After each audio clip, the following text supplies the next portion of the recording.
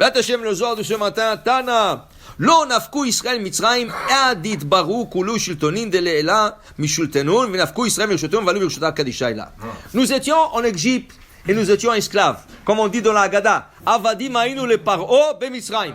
Et voilà qu'Akadosh Baruch Hu est venu, il nous a sauvés. Et qu'est-ce qu'il dit Akadosh Baruch Hu dans la Torah? Il nous a sauvés. Vous étiez des esclaves et vous continuerez à être des esclaves. Comme la Torah dit, Kili bene Israël avadim avadai hem. Nous sommes maintenant les esclaves d'Akadosh Baruch Hu. Qu'est-ce que c'est esclave d'Akadosh Baruch Hu? Des fois tu dis, tu sais, d'être juif c'est dur. Ah, dis-moi le matin, j'ai des rendez-vous, je dois courir. On me dit d'abord shachrit. Et je suis en pleine journée, on me dit minha. Le soir je suis fatigué, on me dit viens faire arvit. Chaque fois je vais manger, je dois faire une beracha. Et Shabbat, et ça. Wow, c'est un esclavage ça. Okay? C'est un esclavage. Monsieur, tu étais esclave chez Pharaon. Le Pharaon ne te donnait même pas à manger. Il t'a torturé. Il torturait tes enfants, ta famille. Ken, c'était mieux. Oh, c'est mieux d'être esclave. Mais chez Akadosh Baruch Hu, au moins, oui, tu fais des mitzvot, Torah, Maasim Tovim, mais tu fais ça dans un bon but. Pour un but. J'ai vu une fois, il y avait un en Russie, 21 ans, il était en Sibérie. Chaque matin, on le sortait de sa cellule, on lui rentrait dans une chambre, il y avait une grande roue avec une barre, il fallait qu'il attrape la barre et il tourne la roue. Depuis 7h du matin jusqu'à 7h au soir, il tournait la roue. Il voyait rien. 4 murs avec une roue. Il tournait. Maintenant, lui, pendant 21 ans, il faisait ça. Il pensait, peut-être de l'autre côté, il y a un moulin. Peut-être cette roue-là, c'est un moulin. Et de l'autre côté, il y a de la farine qui se fait moudre. Ou peut-être de l'autre côté, il y a de l'eau. Alors quand il fait comme ça, c'est comme un truc d'eau qui passe l'eau dans un champ. Il ne savait pas, il pensait maintenant. Quand il s'est libéré, il a posé la question à quelqu'un. Dites-moi, 21 ans, j'ai tourné cette roue. Qu'est-ce qu'il y a derrière le mur? Il dit rien, tu as tourné une roue en vide. C'était une punition pour toi, tu comprends? Lui, il pensait il faisait. La même chose. Tu cours et tu penses que tu fais rien.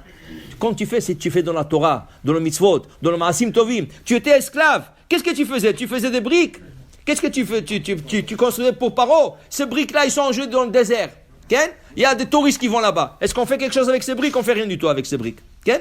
Oui, ça fait partie des 7 piliers du monde. Le brique. Comment ils ont construit les pierres, les grosses pierres. Comment ils les ont montées jusqu'à aujourd'hui? Ils ne savent pas. Comment ils ont monté des pierres immenses. 50 pieds, 60 pieds de pierre. Il n'y a pas de ciment entre les pierres.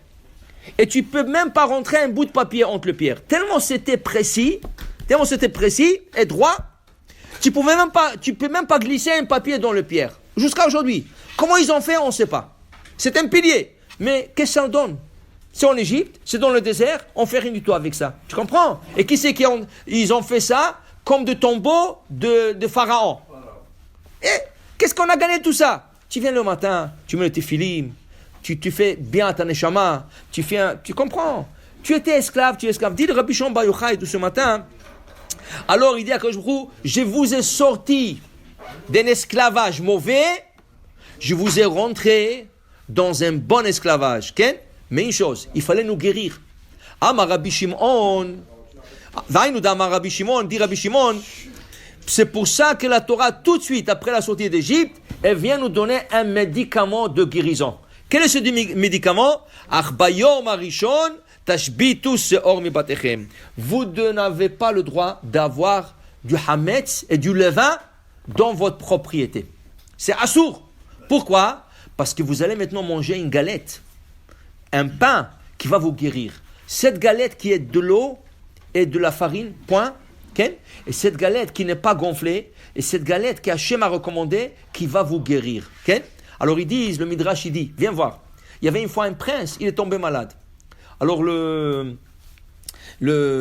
docteur qui l'ont examiné, ils ont dit au père, écoute, il est allergique au pain. Alors il faut pas que tu lui donnes le pain. Il dit, pas de problème. Maintenant, qu'est-ce qu'il a fait le roi? Comme c'est un prince, son fils c'est un prince, il savait que lui il va lui dire non. Et lui, c'était un petit, c'était un jeune, il voudra. Et s'il ne peut pas l'avoir, lui, il va donner ordre à un de ses serviteurs. Qu'est-ce qu'il a fait? Il a sorti de tout le palais le pain. Il n'y avait pas de pain de tout le palais. Même si un serviteur veut aller le chercher, il ne peut pas. Dis à Kadosh Baruch Hu, je vais vous guérir.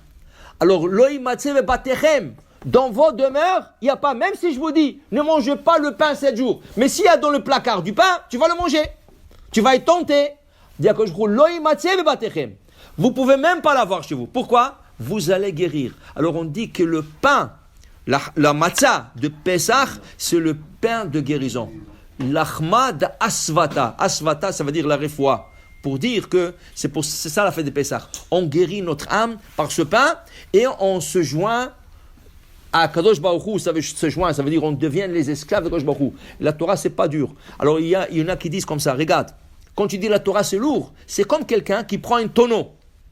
Il le met sur son dos. Le tonneau, ça pèse quelques kilos. Tu marches quelque part, c'est lourd, je ne peux plus le porter, tu le poses. Quand tu plonges dans la mer, tu sais combien de centaines de tonnes de litres il y a sur toi? Et tu es comme un poisson, tu nages. Pourquoi? Ça dépend. Si tu le prends sur ton dos, c'est lourd. Si tu plonges dedans, tu es comme un poisson. Même chose. La Torah, si tu la vois comme un fardeau, si tu vois la Torah comme un massa, quelque chose que tu dois porter, et c'est lourd, et midha, et brachot, et tout ça, oui, c'est lourd. À la fin, tu vas te fatiguer. Mais si tu plonges dans la Torah, ça fait partie de ta vie. C'est une routine déjà. Tu vas voir, tu vas nager comme un poisson. Amen ve amen.